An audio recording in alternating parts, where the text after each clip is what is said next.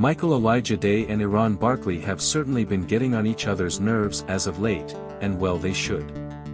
They're two different individuals, one's silky, the other one's gritty, one's a puncher, the other one's a boxer. They have different styles, and this afternoon we're going to see which style will prevail. A boxing clash took place on March 6, 1988, at the Felt Forum in New York, a middleweight showdown between two men who couldn't be more opposite. In one corner stood Iran Barkley, a hardened fighter with a troubled past who had traded the chaos of gang life for the discipline of the ring in search of redemption. "This is my city, my town, and I'm running them out. I'm the baddest, meanest New Yorker here in the middleweight division," Barkley declared, exuding confidence. In the other corner was the stylish, pretty Michael Elijah, a Michael Jackson lookalike. With his flashy style and smooth movements, he was the complete opposite of Barkley's raw toughness. "I'm really psyched for this fight. I think Iran Barkley and I are a natural matchup, something that should have happened before," Elijah said, his enthusiasm evident. Both men had tasted bitter defeat in their quests for middleweight gold. Now, with everything to prove, they stepped into the spotlight ready to reignite their paths to glory. "And ain't nobody going to stop me unless they kill me, and I'm not ready to die," Elijah asserted, determination shining in his eyes. It was a fight that brought excitement to the boxing world, with fans eager to see what would happen when these two contrasting fighters stepped into the ring. Does he think he can take this guy out early? He's putting everything into the punches. Look at that left. Michael Elijah was the golden boy of boxing, a gifted athlete with the world at his feet, drawn to the bright lights of the big city and enticed by promises of fame and fortune. "I think Michael is in a dream world. He's a nice kid, but I think he's fueled by his father's dreams. His father never made it, and now he thinks his kid is going to beat Marvin Hagler in a year, which is just a stupid statement," a commentator remarked, highlighting the skepticism surrounding Elijah's career. Questions lingered over his career. Was he more than just a pretty face with curly hair who could speak well and dress to impress? "Ultimately, the outfit that I'm wearing doesn't mean anything if I'm not performing. People have their opinions. Some may like me, some may not, but as long as they're excited by the performance and think it's a good fight, that's what matters," Elijah explained, reflecting on the expectations placed upon him. Born in Liverpool to Nigerian parents and raised in Vancouver before moving to New York, Elijah was a slick, charismatic fighter armed with a thunderous punch. He had risen through the ranks and claimed the Canadian middleweight title. "This is my dream too because I want to establish myself as one of the greatest managers and trainers in the business. For me to be successful, my son has to be the first that will be successful. That means a lot to me," Elijah's father expressed, revealing the pressure on his son to succeed. Elijah Jr. was guided, managed, and trained by his determined father as they chased a singular dream, the middleweight championship. However, when the chance came on the bigger stage, Elijah failed to leave an impression. Favored to win in his first world title shot, Elijah entered the fight with so much hype behind him that he was even the favorite to beat IBF champion Frank Tate. However, all the hype came crashing down as Tate knocked down Elijah in the 11th and 12th rounds on the road to a unanimous victory. "That was an extremely disappointing day for me. I thought the performance could have been a lot better, but hey, I can't take anything away from Frank. He fought a beautiful fight. I started to sleepwalk in the late rounds. He caught me with a beautiful right hand. I think he caught it over my left hand, I really didn't see it," Elijah reflected on the fight. After managing a string of victories, Elijah needed a notable name to put him back in the world title mix, and there was no one more perfect than Iran Barkley. "He's not a New Yorker, he's from Canada. I own New York. This is my city, my town, and I'm running him out. I'm tired of everybody talking about him being a New Yorker. I'm the baddest, meanest New Yorker here in the middleweight division, and ain't nobody going to stop me unless they kill me. And I'm not ready to die," Barkley reiterated, his passion evident. Unlike Elijah, Barkley didn't have a father to guide him or show him the ropes.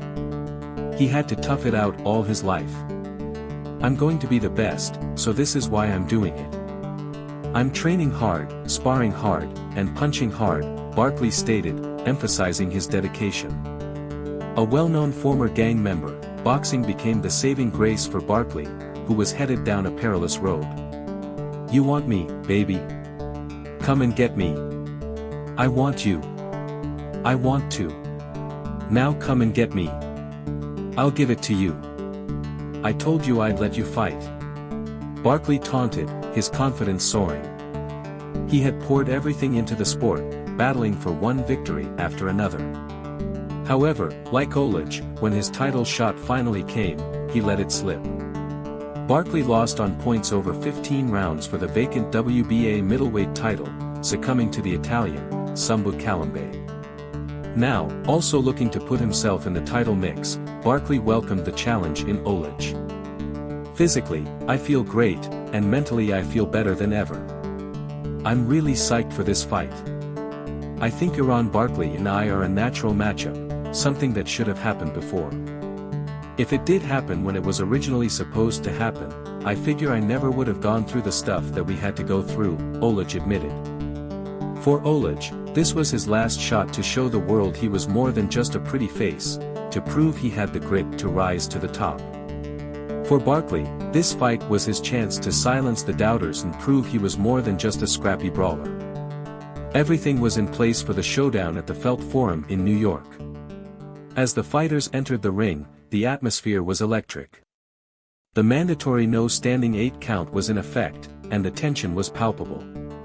From the opening bell, Olic's movement seemed off, erratic and jittery, like he couldn't find his rhythm. He was all over the place, his composure nowhere to be seen. Well, his problem is much different. He has an eye that's been recently injured. "A guy that can pop a jab like Olic should cause some problems," a commentator noted. On the other hand, Barkley remained calm and composed, moving with precision and purpose. Every step seemed deliberate as he pressed forward. As the seconds ticked down, Barkley picked up where he left off in the second round, pressing forward in full attack mode. He aimed to break Olic down, landing powerful punches that showcased his strength. The first knockdown of the fight came soon after. Barkley landed a strong right hand, sending Olic crashing to the canvas. Olic got back on his feet, but sensing weakness, Barkley quickly moved in, looking to end the fight early. Olic survived the round, but the pressure was mounting. As the second round came to a close, Olic entered the third round with a surge of energy, determined to turn things around. However, his movements told a different story. His legs wobbled beneath him, almost as if they were made of straw. There have been some in New York that both of these are shot fighters. "Their legs are doing tricks," a commentator remarked, observing Olic's struggle. Barkley, however, remained relentless. His jabs landed like sledgehammers, driving Olic backward and splitting his lower lip. Each punch seemed to carry the weight of a knockout. In the fourth round, just as it seemed Olic was on the brink of disaster, a fleeting moment of overconfidence from Barkley left an opening, and Olic capitalized with a perfectly timed strike. The punch landed flush on Barkley's face, sending him crashing to the canvas. Barkley was quick to his feet, but the knockdown lit a spark in Olic. As the round drew to a close, the fight escalated into a chaotic exchange of punches. The fifth round kicked off with a bang as Barkley landed a heavy blow that buckled Olic's legs. From that point on, the fight was as good as over. The referee would stop the fight shortly after, declaring Barkley the winner. "What was that punch?" someone asked, astonished. "It was a left," Barkley replied, his confidence soaring after the victory. The outcome of the fight took Olic down to the scraps of the division while it shot Barkley straight to a title. After his victory over Olic, Barkley got a shot at a world title against Thomas Hearns, and he made sure not to let it slip away this time. Barkley won the WBC middleweight title with a third-round knockout of Thomas Hearns, which was voted the 1988 upset of the year by the Ring magazine. He would go on to win 2 more world titles in different weight classes, the IBF super middleweight title and the light heavyweight title, before calling it a day on his career. When you say it wasn't there throughout the fight, it looked like you couldn't control your legs. You were slipping, sliding even when you didn't get hit. Your legs didn't seem like they were working well. What is that? A reporter asked Olic. I really don't have any answer to that.